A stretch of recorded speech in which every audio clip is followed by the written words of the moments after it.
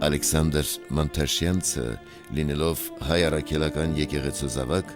մեծ հարգանք ու պատկառանք ուներ Մայրաթոր Սուրբ Էջմիածնի կաթողիկոսի հոգևոր դասի նկատմամբ։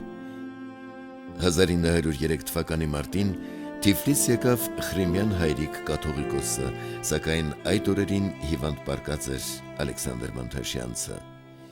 Կաթողիկոսը որոշեց անձամբ այցելել և մխիթարել հիվանդին։ Նա մեծապես զգացվեց Խրիմյան հայրիկի ցուցաբերած այդ սիրուց և հոգատարությունից։ Ինչպես գրում են ժամանակակիցները, հենց այդտեղ Ալեքսանդր Մանթաշյանցը ասաց, թե ինքը տեղյակ է Մայրաթոր Սուրբ Էջմիածնի Մայր տաճարի հիմնական նորոգության անհրաժեշտության մասին և ի հիշատակ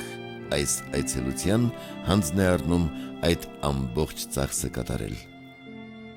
Տաճարի նորոգության հարցն էլ առիթ դարձավ, որ հրապարակ գա նաև կաթողիկոսի բնակարանի և ընդունարանի նորոգության խնդիրը։ Ազգային բարերարը հանձնարավ ոչ թե նորոգել եղածը, այլ Մայրաթորում կառուցել մի նոր վեհարան։ Ալեքսանդր Մանթաշյանը ազգային եկեղեցական մեր մեծանուն բարերարներից է, որ արձագանքելով իր սրտի կոչին, իր հավատքին և իր ժամանակի հայոց հայրապետների կանչին, շտապեց իր աջակցությունը բերելու ի պայծառություն Մայրաթոր Սուրբ Էջմիածնի։ Նրա ազնիվ բարերարությամբ և լիագումար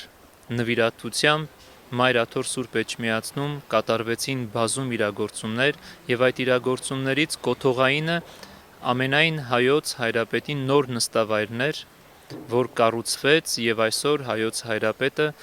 այդ շենքում է ապրում և այդ շենքից է արձակում հայրապետական իր կոնդակները և այստեղից է հովում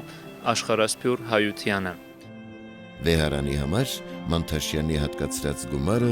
250,000 ռուբլի էր։ Իդեպ Մայր տաճարի վերանորոգման հանձնաժողովում Ալեքսանդր Մանթաշյանցը առաջարկեց ընդգրկել Կոմիտաս վարդապետին, որի նկատմամբ մեծ համակրանք ուներ մեծ բարերարը, հոգացել էր նրա ուսման ծախսերը Բեռլինում ուսանելիս և դաշնամուր գնել։ Նրանք բարեկամներ էին դարձել, փոխվստահելի մարդիկ, և հենց նրան էր ցանկանում որպես իր ներկայացուցիչը տեսնել Մայրաթորում ստեղծվող հանձնաժողովում։ Եթե բախտն ինձ չժպտար,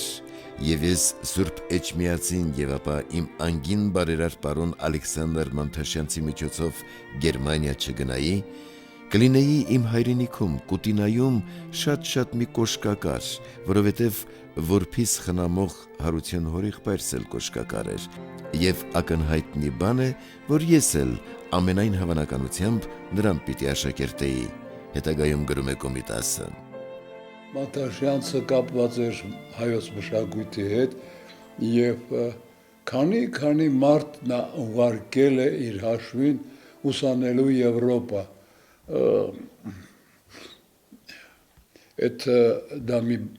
Դա նույնպես խոսում են նրա իմաստուն լինելու մասին, հասկացել է, որ պետք է զարգացնել մշակույթը, պետք է մեծ տաղանդավոր մարդկանց հենարան լինել։ Թերևս Ալեքսանդր Մանթաշյանցի մնայուն և արժեքավոր բարերարություններից է Փարիզի հայկական եկեղեցին։ Իր առևտրային գործերի բերումով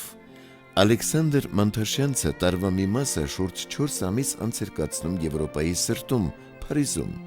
Նա եկեղեցասեր էր և ամեն կիրակի պատարագի էր գնում փարիզահայության կողմից վարձակալած եկեղեցում։ Մի օր էլ պատարագից ուշանալով և եկեղեցին ոչ հայկական հանդերձանքով տեսնելով, Մանթաշյանցը որոշում է Փարիզում մատուռ կառուցել։ Մատուռի գաղափարը հետզհետե զարգանում և փոխվում է եկեղեցու։ 1902 թվականի հուլիսի 4-ին եկեղեցու տեղում սկսվեցին շինարարական աշխատանքները։ Հոկտեմբերի 2-ին կատարվեց շինարարության հիմքի օծումը, իսկ դրանից 2 տարի անց 1904 թվականի հոկտեմբերի 2-ին օծվեց նորաշեն Սուրբ Հովհաննես Մկրտիչ եկեղեցին ի հիշատակ բարերարի հոր Հովհաննես Մանթաշյանի։